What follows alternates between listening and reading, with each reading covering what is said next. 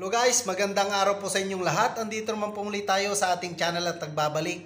Ngayong araw na to guys ay magluluto tayo ng ating pananghalian guys na nilagang baka. Simpleng nilagang baka lang guys at samahan niyo ako sa araw na to guys. Mag-umpisa na po tayong magluto. Tara! Yan guys, napakulo na natin yung karne ng baka at yung ano niya guys, yung sabaw niya. Yan, sinala po guys. Yan din ang pagsasambaw natin. At ito na po yung karne ng baka sa ating lulutuing nilagang baka. Hugasan ulit guys yan. Saka natin pakukulang.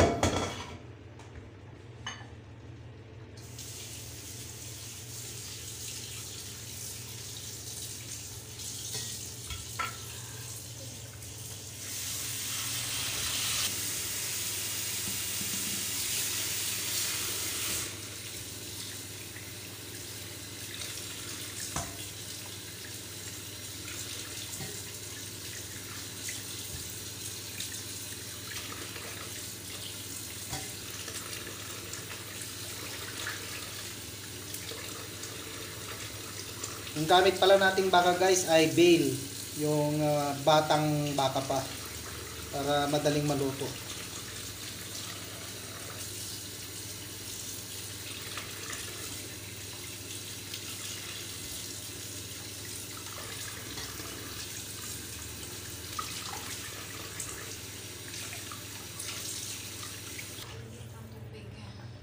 Yan na siya guys at pakukulan ulit natin.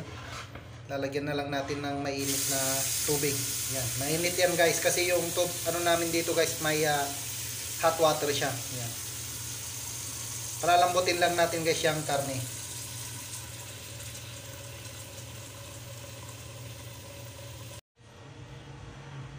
Yan na siya guys, pinapakulo na natin.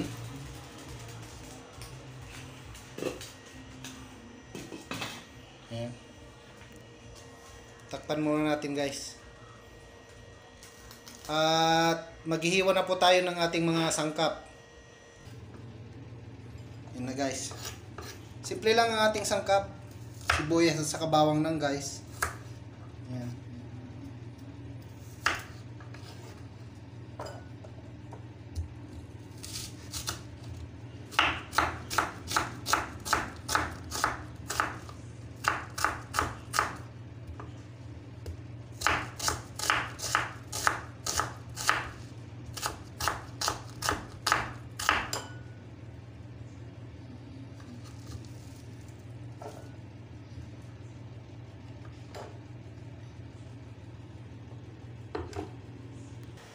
Yan na guys, ilalagay na natin yung sibuyas at saka bawang. Yan. At saka yung sabaw niya kanina guys. Yan.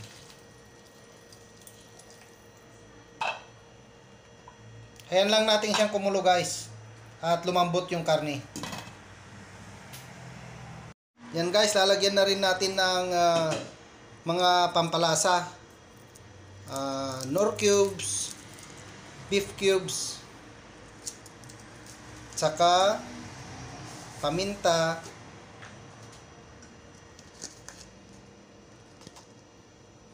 tsaka lalagyan din natin ng seasoning guys,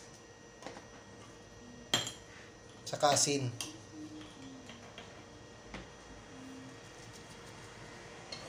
Yan guys, konting seasoning lang guys.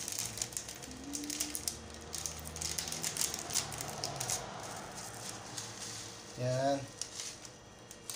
At saka palalambutin uli natin guys kasi may katigasan pa konti.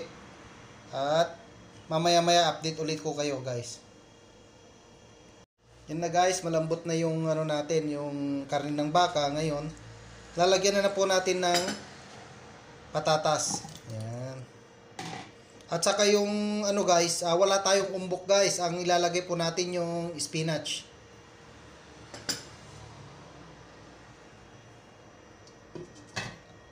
Yan guys, luto na yung natin, yung patatas. Ngayon lalagay na natin tong spinach. Yan guys.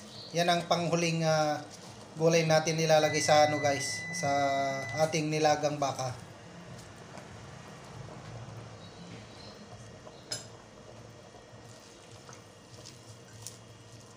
Pag kumulo na yan guys, so hindi natin lulutuin masyado yung ano guys, spinach. Pag kumulo na yan guys, luto na yan at kakain na tayo.